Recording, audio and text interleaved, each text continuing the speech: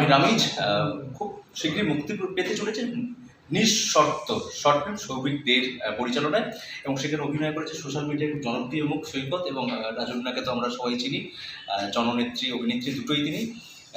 তার তো বড় ছবিও আসছে আর কি, আসছে না হয়ে খুব শীঘ্রই আসছে আর কি, একটা হ্যাঁ আসছে আর কি। আমরা সব কিছু নিয়ে কথা বলবো। প্রথমে সৈকতের কাছে আসি। সৈকত, সৌভিক দে বড় পর্দায় অনেকগুলো ছবি করে ফেলেছেন।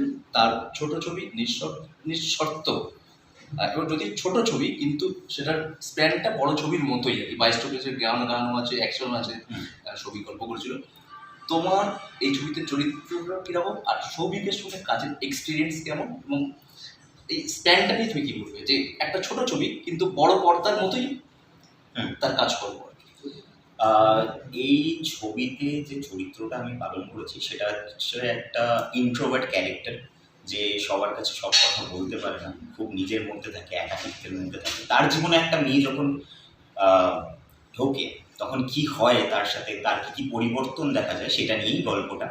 আর সৌভিক দা, সমরেশ দা, আর ডিওপিরা যারা যারা আছে সবার নাম আমি বলতে পারছি না, অনেকে কাজ করেছে এখানে।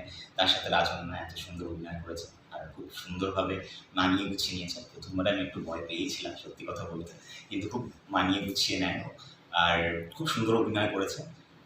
সব মিলিয়ে মিশিয়ে গল্পটা খুব সুন্দর, একটা কমার্শিয়াল প্রেমের গল্প। দেখো সবাই নিশ্চয়ই ভালো লাগে।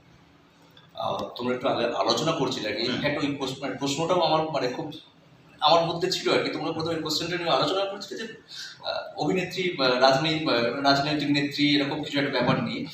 যখন রাজনৈতিক নেত্রী, সেই নেত্রীটা যখন খুব পরিচিত একজন নেত্রী, এবং শুধু পরিচিত না, আলোচিত একজন নেত্রী আর কি, তার সঙ্গে কাজের অভিনেত্রী নয়, তার সঙ্গে নেত্রী রাজন্যার সঙ্গে কাজের এক্সপিরিয়েন্স কেমন? বকাঝকা করতো নাকি? না, একদমই বকাঝকা করেনি। আর সবচেয়ে বড় কথা, ওর আর আমার বয়সটা একদম সেম, তো বকাঝকা তো একদমই করেনি। খুব মিলেমিশে কাজ করতে পারে ও। আমি প্রথমে যখন ওকে দেখি তখন আমার মনে হয়ে থাকে কি না, হতে পারে একটা অ্যাটিটিউড নিয়ে থাকবে, একটা পার্সোনালিটি নিয়ে থাকবে, কিন্তু মানুষটা খুব ডাউন টু আর্থ, খুব ভালোভাবে কথা বলে। প্রত্যেকটি মানুষ এখানে, প্রত্যেকটি মানুষ যারা যারা আমি কাজ করেছি, প্রত্যেকটি মানুষ খুব ভালোভাবে কাজ করেছে, খুব তাড়াতাড়ি কাজ করেছে, আর মজায় মিলিয়ে মিশিয়ে কাজ করেছে। এবারে রাজন্যার কাছে আসছে। রাজন্যা, তুমি খুব জনপ্রিয় জননেত্রী আর কি, এবং সোশ্যাল মিডিয়া করলে হোক বা নিউজে হোক, তুমি সবসময় আলোচনার বিষয়ে বিভিন্ন বিষয় নিয়ে সেই বিষয়গুলো নিয়ে আলোচনা করছিলে। এই ছবিতে তোমার চরিত্রটা কি লাগবে, ছবির চরিত্রটা? ছবিতে রাজন্যার নাম রূপসা, এবং রূপসা গ্রাম থেকে আসা একটি মেয়ে, যে শহরে পড়াশোনা করেছে ইতিমধ্যে, কিন্তু তারপর তার জীবনের বিভিন্ন টানাপোড়েন, সেই টানাপোড়েনের গল্প এটা। এবং শর্তহীন ভালোবাসা, নিঃশর্ত। তো সেই শর্তহীন ভালোবাসায় নিঃশর্ত আমার মনে হয় যে সৌভিক অসাধারণ পারদর্শিতার সঙ্গে স্ক্রিপ্টটা না লিখলে, বা সমরেশ অত সুন্দর করে প্রম্পটটা না করলে, কিংবা সৈকত এত সুন্দর অভিনয় আমার সঙ্গে না করলে, সঙ্গ না দিলে হয়তো এটা কখনোই এত ভালো একটা রূপ পেত না। এবার সেটা মানুষ জাজ করবে, অবভিয়াসলি মানুষ বলবে যে নিঃশর্ত কতটা ভালো হয়েছে। তবে হ্যাঁ, নিঃশর্তে রূপসাকে আমার মনে হয় রাজন্যাকে যদি মানুষ ভালোবাসে থাকে, রূপসাকেও ভালোবাসতে পারবে। আর এমন কি যেটার জন্য তুমি এই শর্ট ফিল্মটা করতে রাজি হলে, মানে কি কোন জিনিসটা তোমাকে খুব টেনেছিল আর কি? সৌভিক এত ভালো করে বলেছিল যে একটা খুব ভালো কাজ আছে, তোর ভালো লাগবে করতে, দেখিস। ডেফিনেটলি সেটা।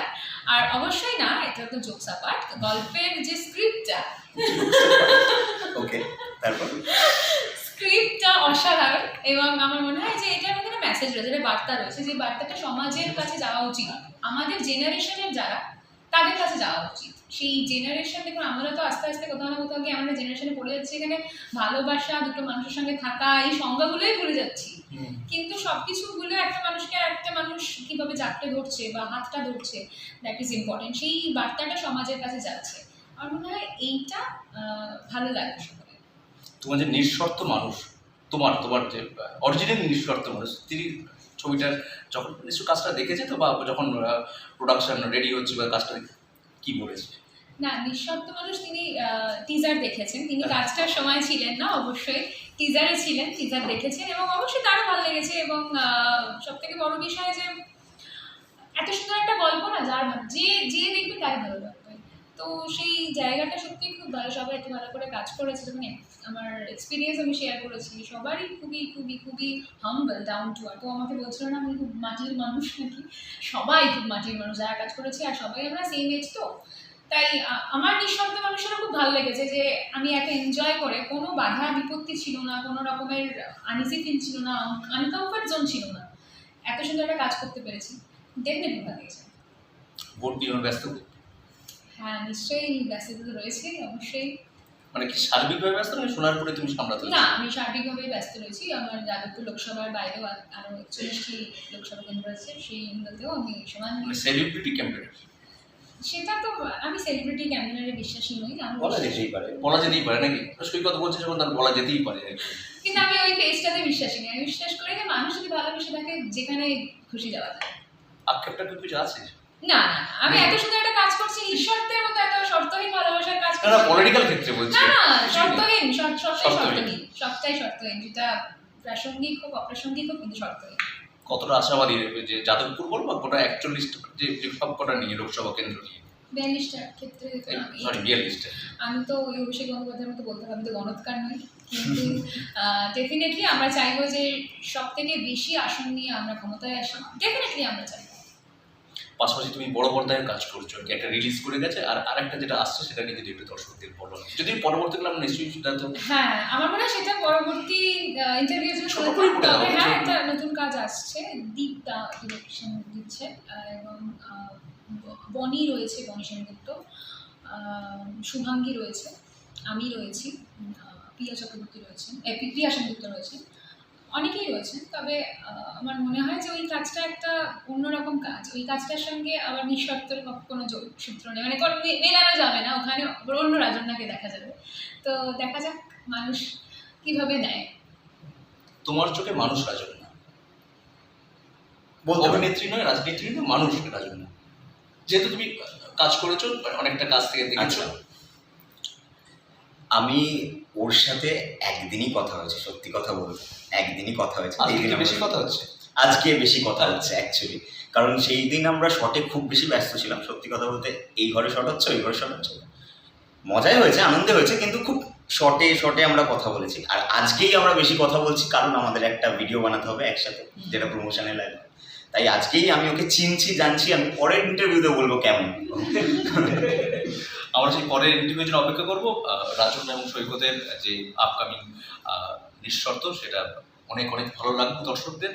কবে রিলিজ করছে তোমরা দুজনেই একটু বলে দাও, দর্শকদের কোথায় দেখতে পাবে একটু বলে দাও। 3 তারিখ, মে মাসের 3 তারিখে রিলিজ করছে, দিদা প্রোডাকশন হাউস। ঠিক বলেছে? ঠিক বলেছি।